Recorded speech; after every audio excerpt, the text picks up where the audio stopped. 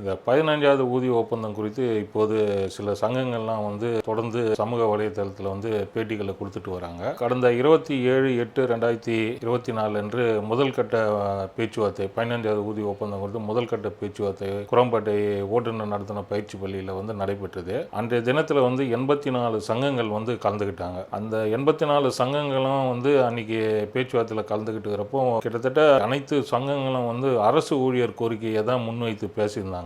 முன்னணி தொழிற்சங்கங்கள் மட்டும்தான் தொழிலாளர் ஊதிய ஒப்பந்தம் குறித்து பேசாம சங்கங்களை முறைப்படுத்தி பேசணுன்ற கோரிக்கையை மட்டுமே கிட்டத்தட்ட 1.5 மணி நேரத்துக்கு மேல பேசிட்டு இருந்தாங்க. அப்போ போக்குவரத்து செயலாளர் பனீந்திர ரெட்டி சார் IAS அவர்கள் என்ன சொன்னாரு, இந்த ஊதிய ஒப்பந்தத்தில் இப்போதைக்கு பேசி முடிச்சுட்டு அடுத்த ஊதிய ஒப்பந்தம் கொடுத்து சங்கங்களை முறைப்படுத்தி பேசிக்கலாம்னு சொல்லி ஒரு இது சொன்னாரு. ஆனால் அதை சங்கங்கள் முன்னணி சங்கங்கள் ஏற்றுக்கல. இன்னைக்கு இருக்கிற காலகட்டத்தில் பார்த்தீங்கன்னா தொழிலாளிகளுக்கு உடனே பணபலன் கிடைக்கக்கூடிய ஒரு சூழ்நிலையில தான் இன்னைக்கு